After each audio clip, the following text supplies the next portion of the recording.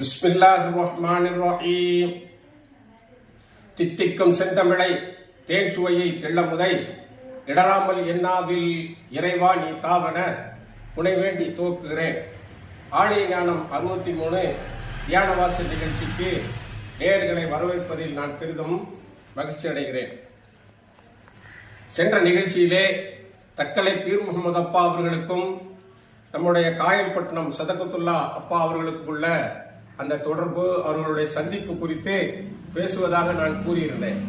அது குறித்து இந்த நிகழ்ச்சியிலே சில ஆய்வு கருத்துக்களை உங்கள் முன் வைக்க நான் விரும்புகிறேன். பொதுவாக தக்கலை பீர் முகமது அப்பா அவர்கள் தென்காசியிலே பிறந்து வியாபார நிமித்தமாக அவர்கள் தக்கலையிலே குடும்பத்தோடு சென்று குடியேறி அங்கேயே வாழ்ந்து அங்கேயே மறைந்திருக்கிறார்கள். அங்கிருந்துதான் அவர்கள் தியானம் செய்வதற்காக மலைகள் எல்லாம் சுற்றி வந்திருக்கிறார்கள்.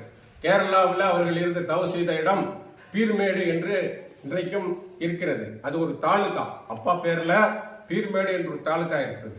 அது மாதிரி தேனி மலைகளுக்கெல்லாம் தேனி இருக்குல்ல மதுரை பக்கத்துல, அங்கேயும் தவ செய்த இடத்திற்கு பீர் கனி என்ற அந்த நினைவிடம் இருக்கிறது.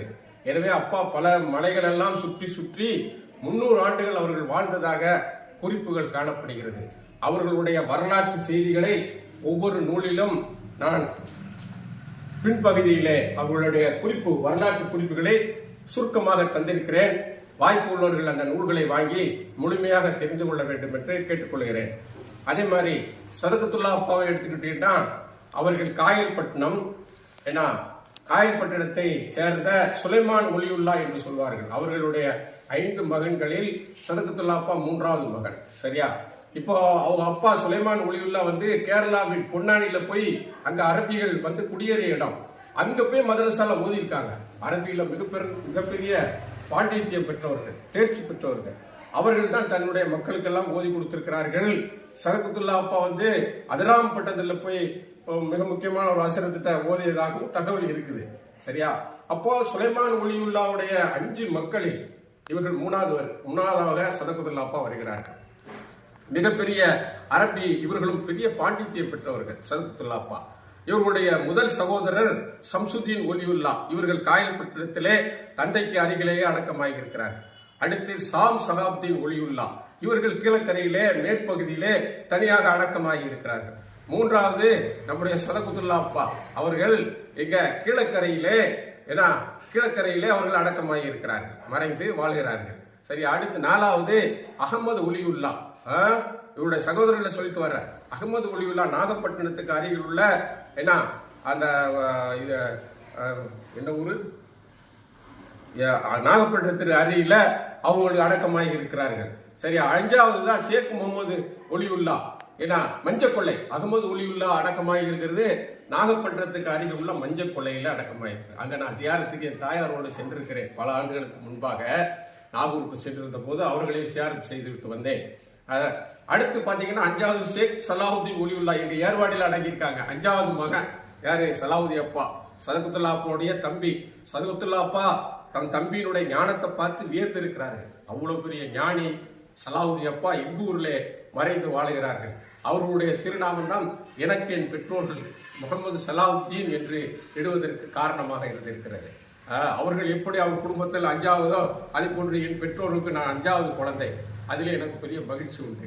சரி, இப்போ இந்த சதகத்துல்லா அப்பாவும் கீரப்பாவும் சந்திச்சாங்களா, அது குறித்து தான் நம்ம என்ன செய்ய போறோம், ஒரு ஆய்வு செய்ய போறோம். குறிப்பாக அப்பா சதகத்துல்லா அப்பா பிறந்தது ஹிஜ்ரி 1042. சரியா? அதே மாதிரி அப்பா திருநெறி நீதத்தை எழுதினது ஹிஜ்ரி 1022. சரியா? அதே மாதிரி ரோஸ் மீசாக் மாலை அப்பா எழுதினது ஹிஜ்ரி 1026. அப்போ இந்த 2ஐயும் எழுதும் போது சதகத்துல்லா அப்பா பிறக்கல, அவங்க 43 தான் பிறக்கிறாங்க. அப்ப இந்த 2ஐயுமே அப்பா முன்னக்கூட்டி எழுதிடுறாங்க. திருநெறி நீதம் முக்கியமான ஒரு ஞான களஞ்சியம் பார்த்துடுங்க. அப்பாவுடைய திருநெறி நீதத்துல மிகப்பெரிய ஆன்மீக கருத்துக்களும் மனிதர்களுக்கு வழிகாட்டக்கூடிய செய்திகளும் அதிகமாக இருக்கிறது. சரியா? அதை நம்ம பின்னால பார்ப்போம். அடுத்து பாத்தீங்கன்னா இப்ப சதகத்துல்லா அப்பா ஹிஜ்ரி 1042 பிறக்கிறாங்க. அப்போ இந்த ஹிஜ்ரியோட இங்கிலீஷ் வருஷத்தை நம்ம கணக்கு பார்க்கறாங்க. பெருமானார் ஸல்லல்லாஹு அலைஹி வஸல்லம் மக்காவில வந்து என்ன செய்யறாங்க, பிறக்கும் போது அவங்க கிபி 570 பிறக்கிறாங்க. கிறிஸ்துக்கு பின் 570 பிறக்கிறாங்க. 570 40 வயசு வரைக்கும் ஒரு அப்பழுக்கற்ற வாழ்க்கையை மக்காவிலே வாழ்ந்து அந்த மக்களின் பேரையும் புகழையும் பெறுகிறார்கள். எப்போது அவர்கள் அல்லாஹ் ஒருவர் என்றும் முகமது அவர் தூதர் என்றும் சொல்ல ஆரம்பித்தார்களோ, எல்லோரும் ஓர் குலம், எல்லோரும் சகோதரர்கள், ஏற்றத்தாழ்வுகள் இல்லை, ஏன்னா பிறப்பால் உயர்வு தாழ்வு இல்லை, ஆண்டவன் முன் அனைவரும் சமன், அந்த மக்கள் எதிர்க்க ஆரம்பித்தார்கள். அந்த எதிர்ப்பை 13 ஆண்டுகள் அவர்கள் தாங்கி நின்று அவர்களுடைய 53வது வயதில் அவர்கள் அங்க இழுக்க விடல மக்கால. அங்கிருந்து அவங்க என்ன செய்யறாங்க, மதினாவுக்கு ஹிஜ்ரத் போறாங்க. மதினாங்கிறது அவங்க அம்மா ஊரு, ஆமினா அம்மா பிறந்த ஊர் மதினா. அப்ப தந்தையின் ஊரில் இருந்து தன் தாயார் ஊருக்கு அவர்கள் புலம்பெயர்ந்து செல்கிறார்கள். அப்படி செல்லும் போதுதான் அதிலிருந்து தான் ஹிஜ்ரி கணக்கு எடுக்கப்படுகிறது, ஹிஜ்ரியினுடைய ஆண்டு தொடங்குகிறது. அப்ப மொத்தம் அந்த 570 பிளஸ் ரசூலுல்லாஹ்வுடைய 53 கூட்டினீங்கன்னா 623 கிட்ட வருது. சரியா, வித்தியாசம். அதாவது ஆங்கில ஆண்டுக்கும் ஹிஜ்ரிக்கும் உள்ள வித்தியாசம். அப்ப ஹிஜ்ரி 600 சில்லற வருஷம் லெஸ்ல இருக்கு. அப்போ கிபி வந்து ஈசா நபியுடைய ஆண்டு 623 வருஷம் அட்வான்ஸ் இருக்கு. அப்போ 1042 சதகத்துல்லாஹ் பிறந்தன்னா 10ஆம் நூற்றாண்டு முடிந்து 11ஆம் நூற்றாண்டு, அது கூட ஒரு 600 சில்லறை சேர்த்தீங்கன்னா 16ஆம் நூற்றாண்டின் இறுதியில சதகத்துல்லாஹ் பிறக்கிறாங்க. சரியா, அதே மாதிரி சதகத்துல்லாஹ் மறைஞ்சது ஹிஜ்ரி 1115, 73 ஆண்டுகள் வாழ்ந்திருக்கிறாங்க. அப்போ 16ஆம் நூற்றாண்டில் இறுதியில் பிறந்தவர்கள் 17ஆம் நூற்றாண்டினுடைய மத்திய பகுதியிலே மறைகிறார்கள், 73 ஆண்டுகள். சரியா, அப்போ அப்பாவை பற்றி உள்ள தகவல்களை நான் இப்ப சொல்றேன் உங்களுக்கு. அப்பா வந்து 14ஆம் நூற்றாண்டிலிருந்து 17ஆம் நூற்றாண்டு வரை 3 நூற்றாண்டுகள் வாழ்ந்திருப்பதாக நமக்கு என்ன சான்றுகள் இருக்கிறது. அது எப்படின்னு பார்ப்போமா? இது வந்து தக்கலையில என்ன 5 வண்ணம் பீர் முகமதியா முஸ்லிம் அசோசியேஷன் அவர்களால் வெளியிடப்பட்டது. இது மெஞ்ஞான பாடல் திரட்டு. சரியா, இது வந்து 1996 வெளியிட்டு இருக்காங்க. ஏன்னா ஆனா இதனுடைய இது 2வது பதிப்பு. அந்த 5 வண்ணம் பீர் முகமதியா முஸ்லிம் அசோசியேஷனுடைய 2வது பதிப்பு. முதல் பதிப்பு 1977 வெளியிட்டு இருக்காங்க. அதுல ஒரு முக்கியமான செய்தியை குறிப்பிட்டிருக்கிறார்கள். என்ன பாருங்க, மேல நான் போட்டிருக்கிற இந்த பாயிண்ட் வந்து அப்பா அவர்கள் 18,000 பாடல்களை எழுதினார்கள், இது போன்ற ஒரு ஞான மகானை பார்ப்பது அரிதுங்கிற மாதிரி இதுல வருது. அடுத்து பாத்தீங்கன்னா அவர்கள் வாழ்ந்தது கிபி 14ஆம் நூற்றாண்டுக்கும் கிபி 17ஆம் நூற்றாண்டுக்கும் இடைப்பட்ட காலம் என்பதை காண கிடைக்கும் ஆதாரங்களிலிருந்து நாம் அறிய வருகிறோம். அழகான ஒரு சர்டிபிகேட்டை யார் கொடுத்திருக்காங்க? நம்ம 5 வண்ணம் பீர் முகமதியா முஸ்லிம் அசோசியேஷன் அவர்கள் அப்பா வாழ்ந்தது 300 ஆண்டுகள் என்று சொல்லியிருக்கிறார்கள். அப்போ அப்பாவுடைய கடைசி நூற்றாண்டில தான் இந்த சந்திப்பு நடக்கிறது. ஏன்னா 14ஆம் நூற்றாண்டின் முதல் பகுதியிலே இவர்கள் ஒரு இளமை வயசை பெற்றிருப்பார்கள். 30-35 வயசு 40 வயசுக்குள்ள இந்த சந்திப்பு நடந்திருக்கும் என்பது இந்த ரெக்கார்டில் இருந்து நமக்கு தெரியுது. சரியா, அப்போ அப்பா அவர்களை சந்திக்க வந்த காரணம் அப்பா வந்து ஞானத்தின் மிக உச்சத்திலே இருந்தார்கள். அவங்களுடைய அந்தரங்கமான வழக்க வழிபாடுகளை யாரும் அறியவில்லை. அவர்கள் சில புகார்கள் வந்ததை தொடர்ந்து தக்கலை பீரப்பாவை சந்தித்து ஷரியத்தின் விஷயங்களை எடுத்து சொல்வதற்காக வந்த சதகத்துல்லா அப்பா அவர்கள் தக்கலையிலே பீர்முகமது அப்பா அவர்களை சந்திக்கிறார்கள். அது சந்தித்த பின்பு என்ன நடந்தது, அந்த சந்திப்பு குறித்து அப்பா ஒரு பாடலிலே பாடுகிறார்கள். இதுக்கு பின்னால்தான் அவங்க அப்பா பிஸ்மில் கூறத்தை எழுதுறாங்க. திருநெறி நீதமும் ஓஸ் மீசாக்கு மாலையும் நிறைவு பெறும் போது சதகத்துல்லா அப்பா இல்ல. ஆனா பிஸ்மில் குரம் எழுதும் போது சதகத்துல்லா அப்பா சந்தித்து போய்விட்டார்கள். அப்போ அவருடைய சந்திப்பு 16ஆம் நூற்றாண்டின் முற்பகுதியில் நடந்திருக்கிறது. சரியா, முற்பகுதியில் நடந்திருக்கிறது. அப்ப அப்பா வந்து இத நேர்ல சந்திச்சு சரியத்தை பத்தி சொல்லணும். இவங்க சரியத்துல பெரிய புலி. என்ன, ஷாஹே ஷரியத், சரியத்தினுடைய அரசர். அவர் பெரிய, அவர்கள் மாதிரி ஆலிம்களை பார்ப்பது ரொம்ப அரிது. ஏன்னா சதகத்துல்லா அப்பா மக்காலேயே அரபிகளுக்கே பாடம் எடுத்தவங்கன்னா பாத்துக்கிறீங்களேன். ஒரு முறை அவங்க மழைக்காண்டி ஒதுங்க ஓடும் போது அரபிகள் சொன்னாங்களாம், என்ன சதகத்துல்லா அவர்களே என்ன ஆச்சு, நீங்க அல்லாஹ்வுடைய ரஹ்மத்தை கண்டு பயந்து ஓடுறீங்கன்னு. அப்ப அதுக்கு பதில் சொன்னாங்களாம், நான் அல்லாஹ்வுடைய ரஹ்மத்தை கண்டு பயந்து ஓடல, அந்த ரஹ்மத்தை என் காலில் மிதிப்பட்டுற கூடாது என்பதற்காக நான் என்ன செய்யறேன், ஓடுறேன்னு சொன்னாங்களா. இப்படி நுட்பமாக பதில் சொல்லக்கூடியவர்கள். வித்ரியார் 2 லைனை 5 லைனாக 5 வரிகளாக மாற்றி காட்டியவர்கள்.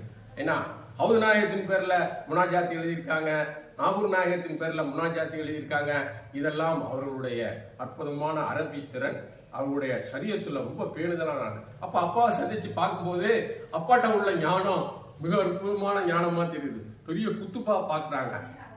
பார்த்த விஷயத்தை அப்பா எப்படி பதிவிடுகிறார்கள் என்று நாம் இப்ப பார்க்க போகிறோம். இது பிஸ்மில் குரத்திலே வருகிறது. காப்பு வெண்பா என்பதை அடுத்து விருத்தம் என்பதிலே இதிலே அப்பா பேசுகிறார்கள். அதுல சொல்றார்கள், நினைவுடன் பொருளும் நிறைந்திடும் வகையும் நீதியும் பிஸ்மினோடே அனந்தமும் அறிய அகமதர் உரைக்க ஆதி தன் கிருபையாலே ஜன ஜெயமாறும் கன ஜெயமாறும் மௌலானா ரூமி களறினார் அகதியத்திலே மனமது மகிழ அறிவையும் அறிந்து வழித்தினார் சதகத்துல்லாவே. அப்ப சொல்லிட்டான். அப்பா சதகத்துல்லா அப்பா அவங்க வைக்கிறாங்கன்னா பார்த்துட்டாங்கன்னு அர்த்தம். அப்போ 17ஆம் நூற்றாண்டின் மத்திய பகுதியில் இந்த சந்திப்பு நடந்திருக்க மிகப்பெரிய வாய்ப்பு இருக்கு. சரியா? 16ஆம் நூற்றாண்டில் பிற்பகுதியில் பிறந்து 14ஆம் நூற்றாண்டின் மத்திய பகுதியிலே சதகத்துல்லா அப்பா மறைந்திருக்க வாய்ப்பு இருக்குது. பீரப்பா அதையும் தாண்டி வாழ்ந்திருக்கலாம். ஏன்னா 17ஆம் நூற்றாண்டு வரை அவர் வாழ்ந்ததாக புத்தகத்திலே சொல்லப்படுகிறது இல்லையா? தக்கலையினுடைய அந்த நிர்வாகத்திலே நமக்கு இருந்திருக்கிறார்கள். அதை பார்த்தீங்கன்னா இப்போ இந்த பாடல என்ன அர்த்தம்னா, அப்பா அதுல இந்த பாடல்ல அப்பா என்ன சொல்றாங்க, அந்த பிஸ்மில் புறத்துல காப்பு வெண்பாக்கு அடுத்து வரக்கூடிய விருத்தத்தில் அப்பா இந்த பாடலை பதிவு செய்திருக்கிறார்கள்.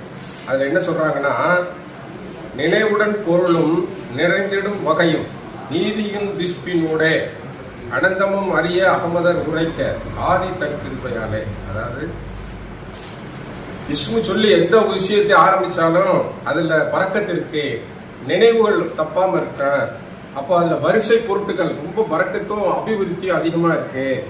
அது நீதமா நடக்கக்கூடிய ஒரு விஷயமா இருக்கும் அப்படின்னு அப்பா சொல்றாங்க. விஸ்மு சொல்லி ஆரம்பிக்கக்கூடிய ஒரு விஷயம் மிக தெளிவாகவும் நிறைவாகவும் நீதியுடனும் ஏன்னா நிறைந்திடும் வளத்துடனும் அந்த காரியம் அமையும் சொல்றாங்க. அதனால பிஸ்மி இல்லாம என்ன செய்யக்கூடாது, எந்த காரியத்தையும் ஆரம்பிக்க கூடாது. திருக்குரானே பிஸ்மில்லாஹிர் ரஹ்மானிர் ரஹீம் என்றுதான் ஆரம்பிக்கிறது. அது மாதிரி சுலைமான் அலைஹிஸ்ஸலாம் பல்கீஸ் ராணிக்கு அனுப்பிய தபாலிலே பிஸ்மில்லாஹிர் ரஹ்மானிர் ரஹீம் என்றுதான் ஆரம்பிக்கிறார்கள். அதனால நம்ம எல்லா இதுலயுமே நம்ம என்ன செய்யறோம், விசுவை முற்படுத்துறோம். அதுல ரொம்ப பரக்கத்து இருக்கு, அபிவிருத்தி இருக்கு, நீதி நேர்மையாக நடக்கக்கூடிய தன்மைகளை நம்மிடத்துல ஏற்படுத்தும் என்பதெல்லாம் அப்பா சொல்லிட்டு அடுத்து சொல்றாங்க. அனந்தமும் தெரிய அகமதர் உரைக்க ஆதி தன் கிருபையினாலே. பெருமானாக இறைவன் கொடுத்த ஆதியின் கிருபையினாலே எல்லாமே தெரிந்துதான் பேசுறாங்க, அறிந்து கண்டு உணர்ந்து பேசுகிறார்கள் அப்பா சொல்றாங்க. அது அனந்தமும் தெரிய ஆதி கிருபையினாலே பெருமானாருக்கு எல்லா ஞானத்தையும் எல்லாம் என்ன செய்தான், குரான் மூலமா இறங்கி கொடுத்தா. அவருடைய வாழ்க்கை நெறிமுறையிலிருந்து நிறைய ஞானங்கள், மிகப்பெரிய ஞானங்கள் மனித குலத்திற்கு கிடைத்தது. அதை அப்பா அங்க சொல்லிட்டு சொல்றார்கள். இந்த விஷயத்தை கனஜெய மாறும் மேன்மை தங்கிய அறிஞர் பெருமக்கள், குத்துமார்கள், ஞானிகள், ஜெயம் பெற்ற நல்லடியார்கள் இவர்கள் என்ன செய்தார்கள், அந்த ஜெயமார்களோடு ஒரு குறிப்பாக மௌலானா ரூமியும் சேர்க்கிறாங்க. ஒரு குறிப்புக்கு அவங்களும் பெரிய மௌலானா ரூமியும் பெரிய கிதாபுகள் எழுதியிருக்காங்க இல்லையா, அதுல பெரிய ஞான ரகசியங்கள்லாம் நமக்கு சொல்லி தர்றாங்க இல்லையா. அதனால அப்பா சொல்றாங்க, இது எதுல இருந்து எடுத்தாங்கன்னா அகமதர் உரைத்த ஞானத்துல இருந்து எடுத்துதான் நமக்கு என்ன செய்யறாங்க, தர்றாங்க. அது சொல்லிட்டு சொல்றாங்க, கனஜெய மாறும் மௌலானா ரூமியும் களறினார் அகதியத்திலே. அதுல இருந்து அதை நல்லா ஆய்வு செய்து கலந்து பார்த்து என்ன ரொம்ப ஆய்வு செய்து ஆழ்ந்து அதுல இருந்து எடுத்து தர்றது அகதியத்திலே. அதாவது ஏகத்துவ செய்திகளை நமக்கு நூல் வடிவத்திலே என்ன செய்தார்கள், தந்திருக்கிறார்கள் என்று அப்பா சொல்லிவிட்டு, இதையெல்லாம் நாங்கள் பேசிக்கொண்டோம். இது மாதிரி பெருமானாரை பற்றி, பூமியை பற்றி, கனஜெயமார்களை பற்றி நாங்கள் என்ன செய்தோம், நானும் சதகத்துல்லாவும் பேசிக்கொண்டோம். இதை கேள்விப்பட்ட உடனே, இதெல்லாம் பார்த்த உடனே என்னுடைய ஞான அறிவுகளை கண்டு வியந்து போன சதகத்துல்லா அப்பா சொன்னார்கள், மனமது மகிழ அறிவையும் அறிந்து வலுத்தினார் சதகத்துல்லாவே. என்னுடைய ஞான அறிவுக்குள் அறிவான மெய் அறிவை அறிந்து என்னை வாழ்த்தினார்கள், மனமாற வாழ்த்திட்டு போனாங்க சதகத்துல்லாங்கிறாங்க. அப்ப அவர் ரெண்டு ஒரு சந்தித்ததற்கு இங்க ஒரு மிகப்பெரிய அடையாளம் அப்பா பதிவு பண்ண இந்த விஷயம். அதாவது திருநெறி நீதம் ஹிஜ்ரி 1022 ஏன்னா அது ரோஸ் மீசாக் மாலை ஹிஜ்ரி 1026. அப்போம்லாம் சதகத்துல்லா அப்பா பிறக்கல. ஆனா பிஸ்மில் குரா எழுதும் போது சதகத்துல்லா அப்பாவுடைய 38-40 வயசு இருக்கும் அவங்க சந்திச்சிருக்கிற நம்ம ஆய்வுல தெரியுது.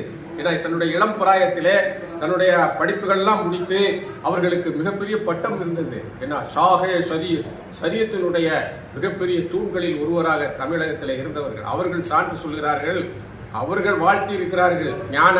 ஞானத்தின் மேதையை, ஞானமா மேதையை வாழ்த்தினார். அப்பா, உங்களை நான் சந்திக்க வந்தது வேறு விஷயம், உங்கள்கிட்ட இருக்குது அற்புதமான விஷயமா இருக்குது, நீங்க நெடுவழி கால வாழ்க என்று வாழ்த்தி விட்டு சென்றார்கள் சதகத்துல்லா என்று இங்கே நம்மளுக்கு வீரப்பா அவர்கள் இதிலே நமக்கு படித்து தருகிறார்கள். அதுதான் நான் இங்கே என்ன சொல்ல வருகிறேன் என்றால், அதே போன்று அப்பாவுடைய ஒரு நூல் என்னிடத்திலே மிக பழமையான ஞான திரட்டு. ஏன்னா இது பீர் முகமது சாஹிப் ஒலியுல்லா அவர்களுடைய விஞ்ஞான திரிப்பாடல் திரட்டு என்று 1959 என்ன கோட்டார்ல 1952 கோட்டார்ல நிர்வாகம் வெளியிட்டு இருக்காங்க. ஏன்னா கோட்டார்ல இருந்து இது முதல்ல திருப்பாடல் திரட்டுன்னு விஞ்ஞான திருப்பாடல் திரட்டுன்னு வெளியிட்டாங்க. இதை ஒரு பொக்கிஷமாக நான் பாதுகாத்து வருகிறேன்.